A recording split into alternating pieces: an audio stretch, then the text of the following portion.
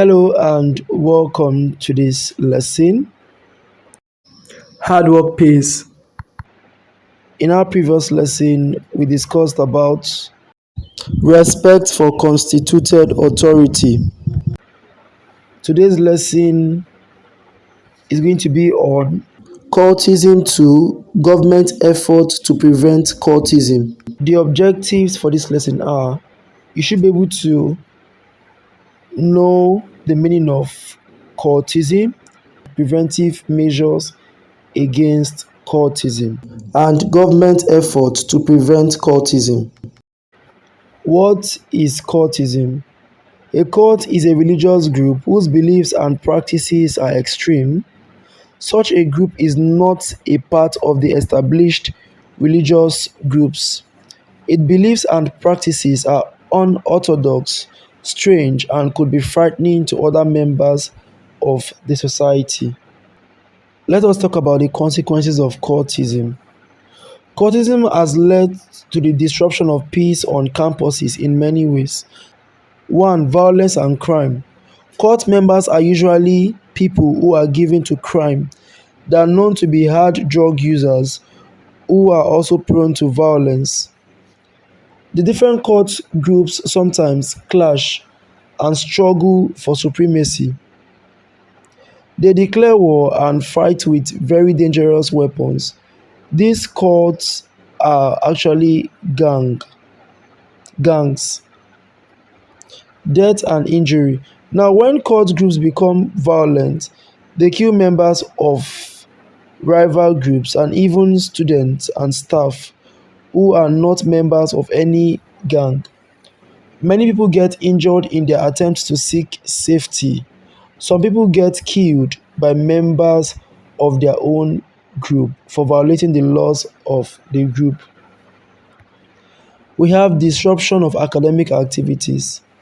It is impossible to teach and learn when cult groups fight on the campuses. Sometimes they suddenly begin fighting during exams. Some students fire gunshots in the classrooms. In some cases, the institution's authorities suspend academic activities for weeks or months. We have fear and insecurity. Law abiding people, hardworking and peaceful students, and staff become afraid and feel insecure. This is more so when cult groups engage in warfare. We have confusion. When there is war, non-members become confused as to what to do next. Sometimes the authorities are forced to ask students to leave the campus immediately, and a lot of plans and activities have to be suspended or stopped. This will then have a ripple effect on other segments of the society. We have trauma as a consequence of cultism. Many students and staff and even their families remain traumatized for a long time. They are affected by the unpleasant and upsetting experiences they go through when cult groups terrorize the school community. The family members of those who are killed are left to bear their loss. We have loss of property.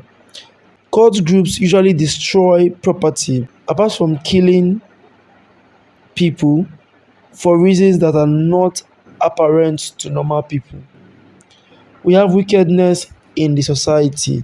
Cultism promotes wickedness in the society. By the time campus cult members become mature adults, they get hardened and very wicked, not having feelings for their fellow men and women. Another consequence here is expulsion and rustication. When students are found to be members of cult, they get expelled from school. Now let us see the preventive measures against cultism. Cultism has been a source of concern to Nigeria's higher institutions of learning and the entire society at large. Now, here we have parents should bring up their children properly. They should not leave their job for the school. When a child is trained properly, when he grows up, he would adhere to what he has learnt. Parents should be serious about giving their children and words sound religious and moral education that will help them. Parents should monitor their children closely. They should seek help when they discover that their children are behaving strangely. Another preventive measure here is authorities of tertiary institutions should admit the number of students they can manage. Government should make very stiff laws against cultism and ensure such laws are enforced. And finally, all groups and associations on campuses should be made to register formally with the institutions. Their purposes, manner of operation, and other details should be clearly stated. The school's authorities should ensure that the recognized and registered groups hold their meetings in public places in broad daylight. Now, let us talk about the government efforts to prevent cultism. Here we have the federal government has enacted laws prescribing secret cults, secret groups, and secret societies in tertiary institutions in Nigeria. Another government effort here is that it has become compulsory for new students in tertiary schools in Nigeria to commit themselves to an undertaking not to join any secret group.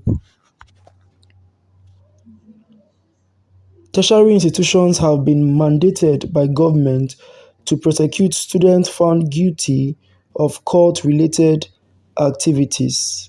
4. Government mandates schools to expel students who are guilty of cult-related activities. 5. Government runs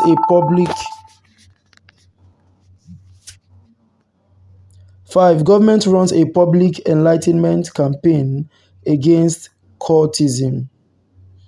6. Students who on their own confess to being members of cult groups are made to publicly renounce their membership.